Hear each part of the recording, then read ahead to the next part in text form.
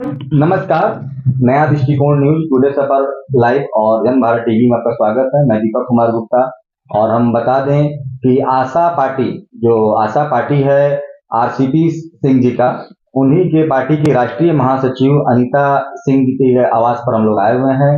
देखिए, ये भी सीवान नगर से भावी प्रत्याशी के रूप में आ रही हैं, आशा के तरफ से चुनाव लड़ने के मूड में हैं, लेकिन अभी आखिरी फैसला पार्टी की ही होगी। और देखिए, आज आने का मूल मकसद रहा कि हम लोग के जो देश के आदरणीय प्रथम राष्ट्रपति डॉक्टर राजेंद्र प्रसाद जी की आज पुण्यतिथि है। इसी अवसर पर हम लोग आए हुए हैं और ये पूरे देश में आज देखिए तो हम लोग के जो महामहिम राष्ट्रपति द्रौपदी मुर्मू हो, या हम लोग के देश के यशस्वी प्रधानमंत्री नरेंद्र भाई मोदी, या हम लोग के सूबे के मुखिया आपको नीतीश कुमार जी हो, चाहे आरसीपी बाबू हो, सुबह से ही लोग राजेंद्र बाबू को श्रद्धा सुमन अर्पित कर रहे हैं। लोग उनके प्रतिमा को माल्यार्पण कर रहे हैं और श्रद्धांजलि दे रहे हैं। मैडम, आपका क्या कहना है आज पुण्यतिथि पे? आज तो एक युग पुरुष, आज ही के दिन 28 फरवरी 1963 में आज ही के दिन इनका मृत्यु हुआ था। और एक युग पुरुष को कौन नहीं जानता है। हमारे डॉक्टर राजेंद्र प्रसाद जी, देश के प्रथम देश रत्न डॉक्टर राजेंद्र प्रसाद जी का आज पुण्यतिथि है, तो मैं उनके श्री कमलों में श्रद्धा सुमन अर्पित करती हूँ।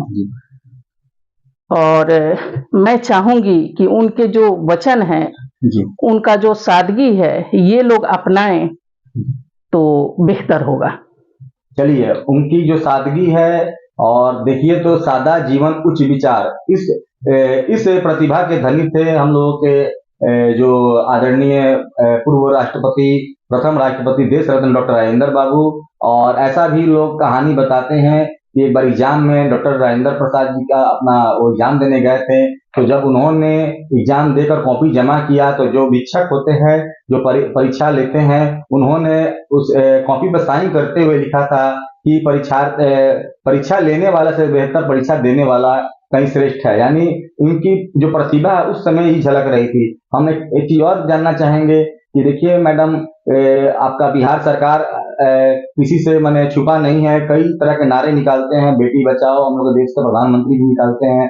फिर देखिए तो आप लोग के जो सूबे के मुखिया हैं हम लोगों के आदरणीय नीतीश कुमार जी, ये भी बोलते हैं कि शराबबंदी करो, नशा मुक्ति करो। लेकिन हम लोगों के जो धरोहर हैं, विश्व के धरोहर हैं हम लोग डॉक्टर राजेंद्र बाबू, डॉक्टर राजेंद्र प्रसाद जी, जिसे हम लोग भी अपने आप को उन्हीं का वंशज मानते हैं, लेकिन उनके ऊपर कोई नारे नहीं निकाले जाते हैं। आज देखिए तो इक्का दुक्का मैंने भोपाल में मोड़ पर जो प्रतिमा है उन पर मैंने माल्यार्पण हुआ, कोई विशेष कार्यक्रम नहीं हुआ। इस पर क्या कहना चाहिए?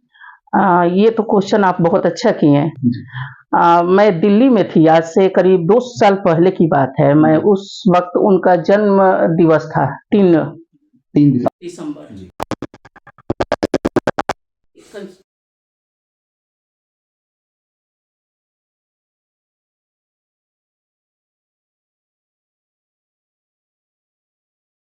जी, एक भी पेपर में उनका जिक्र नहीं हुआ जी।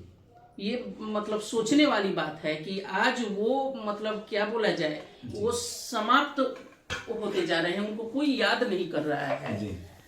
ऐसा थोड़े है कि देश हित और राष्ट्र हित में वो काम नहीं किए हैं, बहुत से काम किए हैं जी। लेकिन फिर भी ऐसा उनको मतलब क्या कि कहा जाए, ऐसा मतलब उनको भूलना, ये बहुत सोचने वाली बात है। और अभी उनके विधानसभा के ही विधायक जो हैं जी, जो ऐसा शब्द का प्रयोग करते हैं जी कि वो मतलब ऐसे बोलते हैं कि सब देखा जाए तो सवर्ण में तो वो भी आते हैं, लेकिन सवर्णों के लिए जो टिक्का टिप्पणी वो करते हैं, ये कहाँ तक उचित है? उन्हीं के विधानसभा में, डॉक्टर राजेंद्र प्रसाद जी की ही विधानसभा में, और क्या उनके लिए ये आदर सम्मान है आपके नजरों में? ये बहुत मतलब पीड़ादायक है जी। ऐसा नहीं होना चाहिए जी।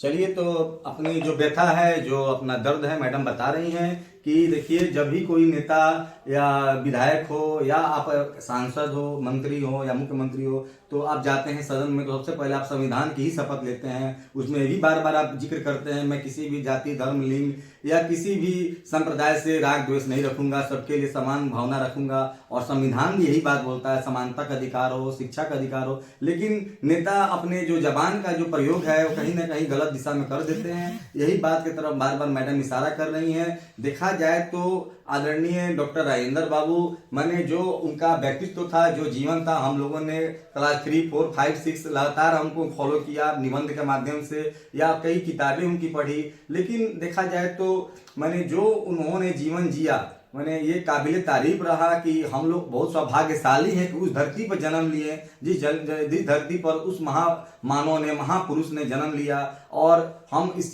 चीज के लिए भी बहुत सदा ऋणी रहेंगे इस धरती के लिए। हमारा आखिरी क्वेश्चन मैडम है, देखा जाए तो आज़ादी के बाद एक चीज और चीज बता दें, हमको ध्यान आकृष्ट करेंगे कि जो 26 जनवरी 1950 को जो संविधान लागू हुआ, हमारे देश के राष्ट्रपति उस समय डॉक्टर राजेंद्र बाबू ही थे, और आपको ये भी मालूम है कि उस समय संविधान सभा के अध्यक्ष भी वही थे। उन्हीं के निर्देश पर भीमराव अम्बेडकर हो चाहे 14 सदस्यीय कमेटी हो, उन लोगों ने संविधान लिखा, उन्हीं के देखरेख में लिखा। तो ये भी बहुत बड़ा मैंने उनके लिए अचीवमेंट रहा। हम एक आखिरी क्वेश्चन करेंगे कि हमारे देश के जो प्रधानमंत्री हैं नरेंद्र मोदी जी, अभी देखा है तो महिलाओं को 33% से ज्यादा आरक्षण दे चुके हैं। हमारे सूबे के जो मुखिया हैं वो भी लगभग 50% के करीब आरक्षण दे चुके हैं। लेकिन महिलाओं का जो अधिकार है वो वास्तविक मिल नहीं रहा है। बार बार देखा जा रहा है कि महिला को मुखिया बना दिया जाता है, वार्ड कमिश्नर बना दिया जाता है, विधायक तक बन रही है महिला जिला परिषद चेयरमैन बन रही है, नगर परिषद चेयरमैन बन रही है, सांसद तक बन रही हैं। लेकिन जब बात होता है जनता को वहां पर अपने घर जाके कार्य कराने के लिए अपने नेता के पास, तो उस आदमी को पीछे कर दिया जाता है महिला को। उस समय सीधे उसके कोई प्रतिनिधि मिलता है या तो उनके पति मिलते हैं। इस पर क्या कहेंगी?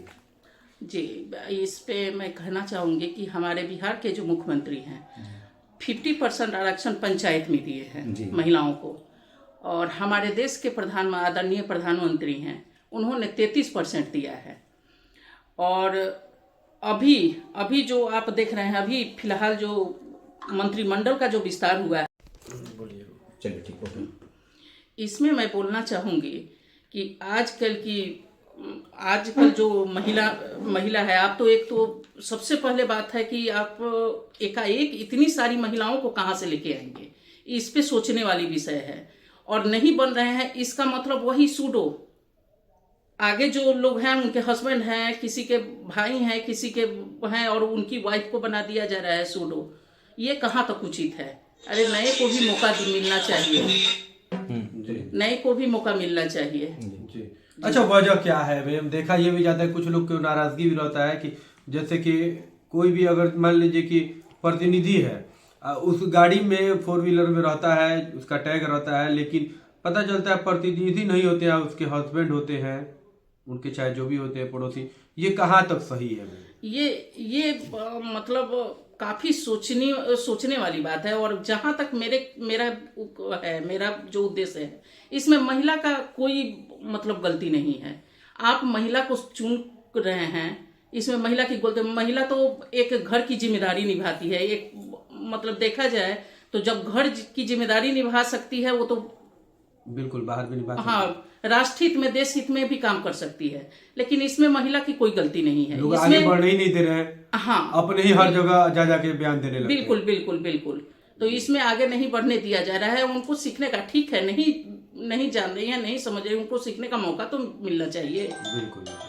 चलिए, तो हम बता दें कि देखिए आपका अपना जो बात है उन्होंने बेबाकी से रखा अनीता सिंह जी ने, और ये आशा पार्टी, आप सबकी आवाज जो पार्टी है आरसीपी सिंह जी का, उन्हीं के पार्टी से राष्ट्रीय महासचिव हैं, और इनका स्पष्ट शब्दों में कहना है कि जो महिलाओं का जो अधिकार है वो जीतने के बाद भी नहीं मिल रहा है, तो मान लीजिए आमतौर पर कैसे मिलेगा? तो कहीं ना कहीं जो हम लोग सूबे के मुखिया हैं उनके बार बार ये कहना है, प्रेस में भी उनका बात आया है, आप पेपर में भी देखिए या चैनल में भी उन्होंने बात बोला है, चाहे वो विधानसभा हो या जिला परिषद का सदन हो या नगर परिषद हो, वहां महिला ही जाएगी मीटिंग में, ना कि उसके पति जाएंगे या प्रतिनिधि जाएंगे। अगर वह महिला किसी कारणवश तबीयत खराब हो या बीमार हो, उस कंडीशन में कोई वहां उपस्थित हो सकता है। लेकिन देखा जाए तो लोग शौकिया वहां जाते हैं और दबंगई अपने दिखलाते हैं। यही बात मैंने लोगों को देखा जाए तो जनता को गंवारा नहीं लग रहा है। कैमरामैन विकी के साथ मैं दीपक कुमार, नया दृष्टिकोण, सिवान। बहुत अच्छा।